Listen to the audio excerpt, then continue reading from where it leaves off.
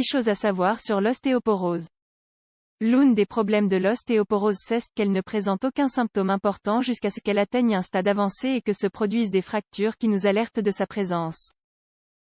L'ostéoporose est une maladie du système osseux qui peut se produire à cause d'une décalcification des os, d'une carence en vitamine D ou de facteurs génétiques. Elle survient lorsque les os souffrent de dommages dans leur microstructure interne, ce qui diminue leur densité et leur capacité de soutien.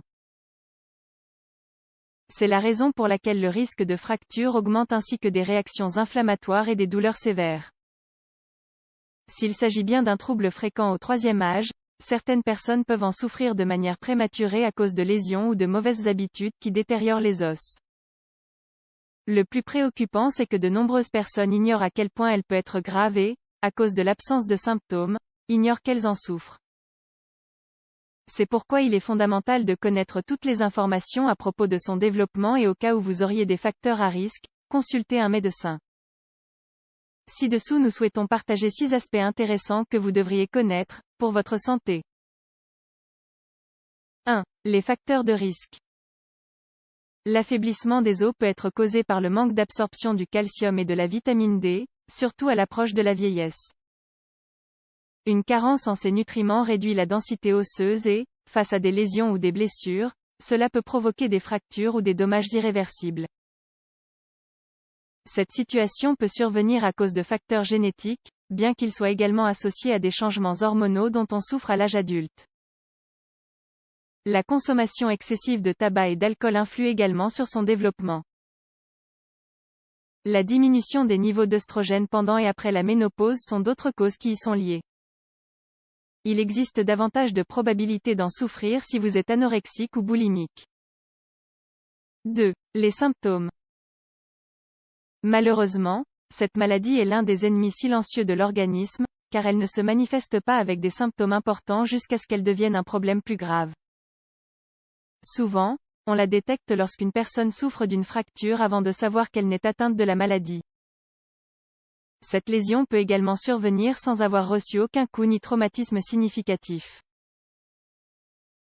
Il est possible de suspecter sa présence lorsque l'on perd 5 cm de notre taille. Certaines personnes développent ce que l'on appelle la bosse de la veuve, qui se caractérise par une posture courbée. 3. Le diagnostic. Pour diagnostiquer la maladie, on doit réaliser un examen médical connu sous le nom de DMO, qui consiste à mesurer la densité minérale osseuse. Il s'agit d'une radiographie de faible radiation qui ne prend pas beaucoup de temps et qui est indolore. La révision de la colonne vertébrale et des hanches peut montrer une fracture ou un écrasement de la colonne vertébrale. Les radiographies communes des autres os ne sont pas toujours aussi précises pour savoir si vous souffrez de ce problème. 4. La prévention sur l'ostéoporose. S'il existe de nombreux facteurs qui peuvent amener à développer ce problème, la pratique régulière d'habitudes saines est déterminante pour réduire les risques. Ainsi, il est fondamental de garantir une absorption optimale du calcium et de la vitamine D, en incluant dans votre alimentation des aliments qui en contiennent. La Fondation nationale de l'ostéoporose, NOF, en anglais, recommande de consommer 1000 mg de calcium par jour pour les adultes, et 1200 mg par jour pour les femmes de plus de 50 ans et pour les hommes de plus de 70 ans. Vous devez limiter la consommation de sodium et de graisses saturées, car ils empêchent la bonne absorption du calcium. Il est important d'augmenter l'absorption du magnésium, car il aide également à conserver la densité osseuse. La pratique quotidienne d'une routine d'exercice est bonne car elle sert à renforcer les os et à améliorer la coordination et l'équilibre. 5. Les médicaments pour stopper ou inverser le problème. De nos jours, il existe des médicaments dont les propriétés combattent la perte de la densité osseuse, en évitant des conséquences graves comme les fractures.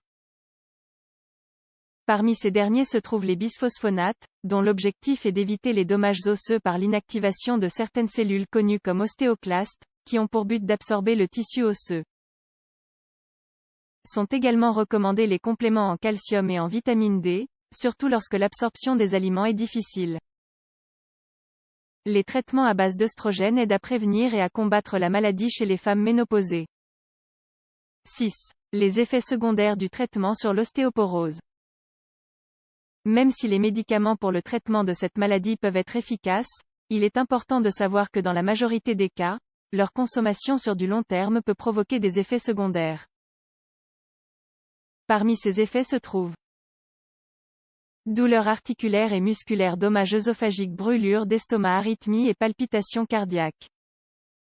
D'autre part, il faut mentionner que, même s'il existe un traitement, les médicaments mentionnés ont une date limite pour faire effet.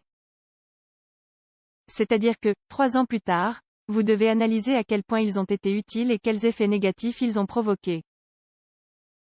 Dans certains cas, il est nécessaire de faire des pauses durant le traitement et passer plusieurs périodes sans médicaments, car une prise prolongée peut devenir dangereuse. Le meilleur outil pour faire face à ce problème est la prévention. C'est pourquoi, si vous présentez des facteurs à risque, nous vous conseillons de réaliser une densitométrie osseuse régulièrement.